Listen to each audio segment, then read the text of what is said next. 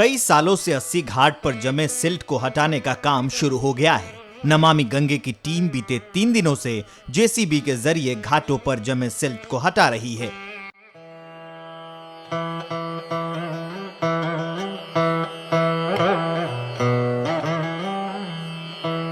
नमामि गंगे की टीम पिछले कुछ दिनों से जेसीबी के जरिए घाटों पर जमे सिल्ट को हटा रही है। जिस तरह ये काम चल रहा है उससे लगता है कि आने वाले 10 दिनों में 80 घाट अपने पुराने स्वरूप में वापस लौट आएगा।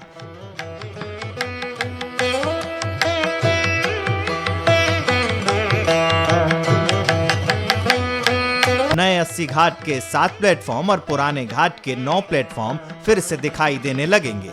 बताते चलें कि प्रधानमंत्री नरेंद्र मोदी ने नवंबर 2014 में पहली बार इसी घाट पर फावड़ा चलाकर सफाई अभियान की शुरुआत की थी।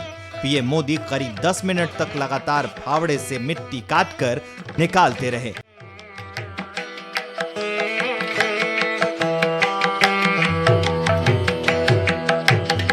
के बाद स्थानीय प्रशासन के सहयोग से एक निजी संस्था ने घाट पर जमे सिल्ट को पूरी तरह साफ किया था। 80 घाट का पुराना स्वरूप अगर 10 दिन में लौट आता है तो ये इतिहास ही होगा।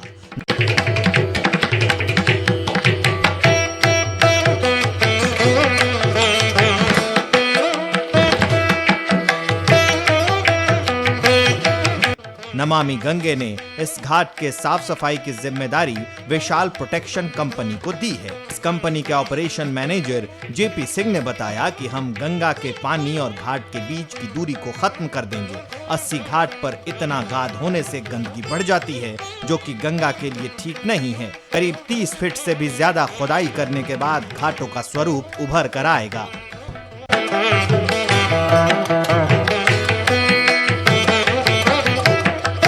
इस समय हम लोग 80 घाट पे हैं और हम बता दें कि 80 घाट पे प्रधानमंत्री नरेंद्र मोदी नवंबर में फावड़ा चढ़ाकर इस 80 घाट का कायाकल्प किए थे और उसी के साथ स्वच्छता अभियान की एक शुरुआत हुई थी जो बनारस के पूरे शहर में चलाई गई थी।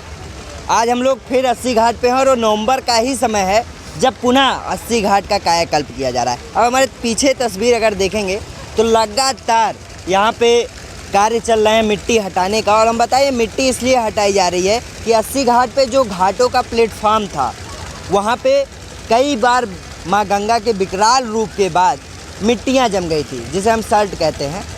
उसके बाद यहाँ पे नगर निगम और नमामि गंगे ने यह बीड़ा उठाया है कि इसे हम पुनः पुराने स्वरूप में लाएंगे और लगातार कई दिनों से यह कार्य चल रहा है। और अगर नगर निगम की माने तो 10 दिनों में उनका कहना है कि हम इसे पुनः उस पुराने स्वरूप में। यक्कू शाहानी जी, इस समय वाराणसी के 80 घाट पे खनन का और साफ सफाई का कैसा कार्य हो रहा है? इस टाइम नंबर 1 का काम हो रहा है। ये 6 साल से नहीं हो रहा था। ये अभी हम लोग विशाल प्रोटेक्शन फोर्स ये आई है तो ये करवा रही है, तो ये हम ही लोग करवा रहे हैं जी। कितने दिनों तक एक गंगा का साफ सफाई का काम चलेगा जो इस समय? कम से कम अभी 10 से 15 दिन में ये तो कंप्लीट हो जाना चाहिए। जिस हिसाब से काम हो रही है रातों दिन हम लोग काम करा रहे हैं।